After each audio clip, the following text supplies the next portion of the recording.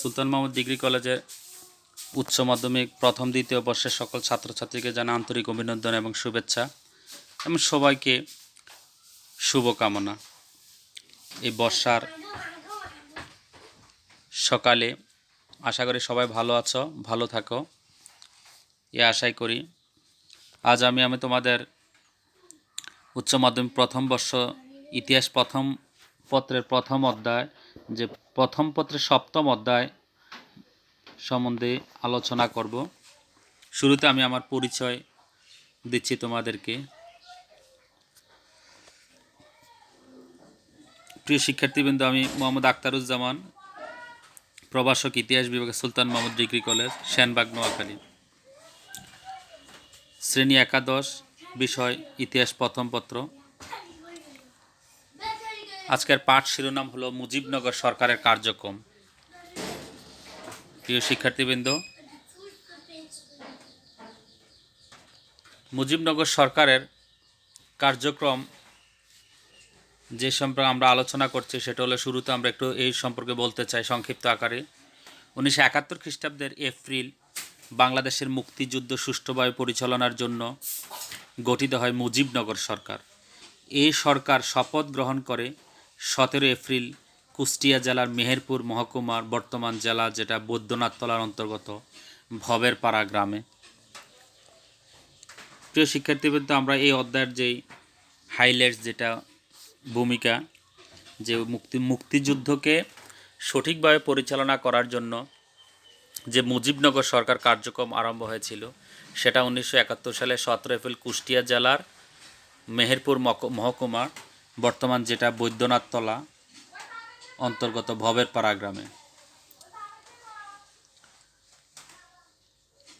তা আমরা এই অধ্যায়ের যে শুরুতে, আমি এর আগে তোমাদেরকে এই অধ্যায়ের যে পাঠ শেষে শিক্ষার্থীরা যে জিনিসগুলো জানতে পারবে সেটা হলো, মুক্তিযুদ্ধ পরিচালনা বাংলাদেশ সরকারের মুজিবনগরের ভূমিকা ব্যাখ্যা করতে পারবে, মুক্তিবাহিনী গঠন সম্পর্কে বর্ণনা করতে পারবে, মুক্তিযুদ্ধ পরিচালনা সেক্টর কমান্ড ও জোনাল কাউন্সিলের গুরুত্ব মূল্যায়ন করতে পারবে, মুক্তিযুদ্ধ পরিচালনা সংক্রান্ত বিষয়াদি সম্পর্কে বর্ণনা করতে পারবে, মুক্তিযুদ্ধে গণসচেতনতা সৃষ্টি এবং বহির্বিশ্বে প্রচার ও প্রসারে বিভিন্ন মাধ্যমে ভূমিকা বিশ্লেষণ করতে পারবে, মুক্তিযুদ্ধে বাংলাদেশ সরকারের মুজিবনগর কূটনৈতিক তৎপরতা ব্যাখ্যা করতে পারবে, মুক্তিযুদ্ধে স্বাধীনতা বিরোধীদের তৎপরতা ব্যাখ্যা করতে পারবে, স্বাধীন সার্বভৌম বাংলাদেশের অদ্ভুতের ব্যাখ্যা করতে পারবে, মুক্তিযুদ্ধের চেতনাকে ধারণ করে জাতীয় কর্মকাণ্ডের প্রতিফলন ঘটাতে সক্ষম হবে, মুক্তিযুদ্ধের শহীদদের প্রতি শ্রদ্ধাশীল হয়ে দেশপ্রেমে উদ্বুদ্ধ হতে হবে, মুক্তিযুদ্ধ পরিচালনাকারী নেতৃবর্গের প্রতি শ্রদ্ধাশীল হবে। প্রিয় শিক্ষার্থীবৃন্দ, আমরা পাঠ একে যে অংশটা আলোচনা করি সেটা হলো বাংলাদেশ সরকারের মুজিবনগর যে মন্ত্রণালয়, বিভাগ ও অন্যান্য শাখা, সেই সম্পর্কে আমরা আলোচনা করব। আমরা এগুলো সংক্ষেপে আলোচনা করব, তোমরা ডিটেলস বই থেকেও পড়বে। তো মুক্তিযুদ্ধকালীন গঠিত বাংলাদেশ সরকার, অর্থাৎ স্বাধীন বাংলাদেশ সরকার মুজিবনগর সরকার নামে পরিচিত, যেমন অস্থায়ী সরকার, প্রবাসী সরকার ইত্যাদি। তো এবার আমরা বাংলাদেশ সরকার মুজিবনগর সরকারের যে ভূমিকাটা ছিল কি, 1971 সালে যে মুজিবনগর সরকার গঠিত হয়েছিল সেটা 11টি সেক্টরে বিভক্ত করা হয়েছিল। মুজিবনগর সরকার 11টি সেক্টরে বিভক্ত করার উদ্দেশ্যে যুদ্ধকে সুষ্ঠুভাবে সংগঠিত বা পরিচালনা করার জন্যই কিন্তু এই মুজিবনগর সরকারটা গঠিত হয়েছিল। আমি আবারও বলছি, মুজিবনগর সরকার গঠিত হওয়ার মূল উদ্দেশ্য ছিল বাংলাদেশের মুক্তিযুদ্ধকে সুষ্ঠুভাবে পরিচালনা করার জন্য, এবং তারা সরকার গঠন করার পরবর্তীতে বাংলাদেশ সরকার 11টি সেক্টরে বিভক্ত করে এবং বিভিন্ন দেশে মিশন স্থাপন, প্রতিনিধি নিয়োগ করে। তো পার্ট 2 আমরা যেটা পারবো, মুক্তিবাহিনী গঠন করা হয়েছিল। মুক্তিবাহিনী যাদেরকে নিয়ে গঠিত হয়েছিল সেটা হলো স্থল, নৌ, বিমান বাহিনী। এতে নিয়মিত, অনিয়মিত বাহিনী, স্থল বা সেনাবাহিনী, নৌবাহিনী, বিমান বাহিনী অন্তর্ভুক্ত ছিল। প্রিয় শিক্ষার্থীবৃন্দ, এই মুক্তিবাহিনী সম্পর্কে আমরা একটু বিশদ না বললেই নয়। নিয়মিত, যেটা প্রথমে বলবো, যে নিয়মিত বাহিনী, তো নিয়মিত বাহিনীতে যারা ছিল তারা হলো পূর্ব পাকিস্তানে অবস্থিত ইস্ট বেঙ্গল রেজিমেন্টের ইউনিটগুলোর বাঙালি সৈনিকদের সমন্বয়ে নিয়মিত বাহিনী গঠিত হয়েছিল।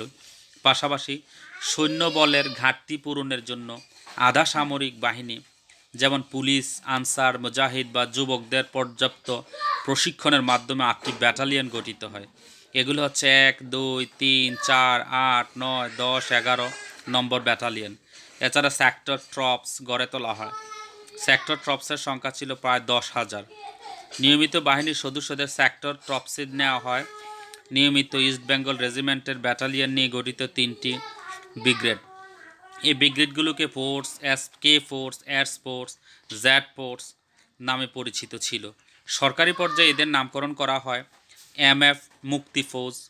নিয়মিত বাহিনীর সদস্যরা মাসিক বেতন ভাতা ও সেনাবাহিনীর আইনশৃঙ্খলার আওতাধীন ছিল। নিয়মিত বাহিনীর সদস্য সংখ্যা ছিল প্রায় 18,600 জন।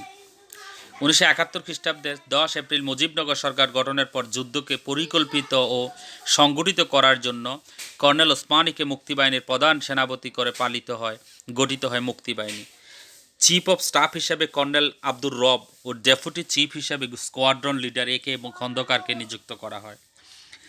মুজিবনগর সরকারের সামরিক বিভাগের অধীনে এপ্রিল মাসেই বাংলাদেশকে 11টি সেক্টরে ভাগ করে প্রতিটির জন্য একজন নিয়মিত সামরিক বাহিনীর সদস্য নিযুক্ত করা হয়।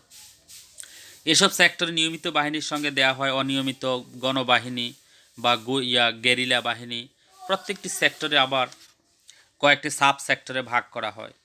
এছাড়া গঠিত হয় 3টি ফোর্স, যা Z force, K force, S force নামে পরিচিত। মেজর জিয়ার নেতৃত্বে জুনের প্রথম দিকে প্রথম, দ্বিতীয়, অষ্টম ইস্ট বেঙ্গল নিয়ে গঠিত হয় জেড ফোর্স। লেফটেন্যান্ট কর্নেল শফিউল্লাহর অধিনায়কত্বে মে মাসে দ্বিতীয় ইস্ট বেঙ্গল ও তিন নম্বর সেক্টর নিয়ে গঠিত হয় এস ফোর্স। মে মাসে চতুর্থ, নবম ও দশম ইস্ট বেঙ্গল নিয়ে গঠিত হয় কে ফোর্স, যার অধিনায়ক ছিলেন lieutenant colonel Khaled Mosharraf. S নিয়মিত বাহিনী ছাড়াও মুক্তিযুদ্ধকালে নিয়মিত বাহিনী হিসেবে স্থল ও বা সেনাবাহিনী, নৌবাহিনী ও বিমান বাহিনী গড়ে তোলা হয়। প্রিয় শিক্ষার্থীবৃন্দ, আজ আমরা এখানেই রাখলাম। পরবর্তী অংশটুকু আমরা বাকি ক্লাস এই অংশের আমরা পরবর্তী আলোচনা করব। তো সেই পর্যন্ত তোমরা ভালো থাকো। খোদা হাফেজ।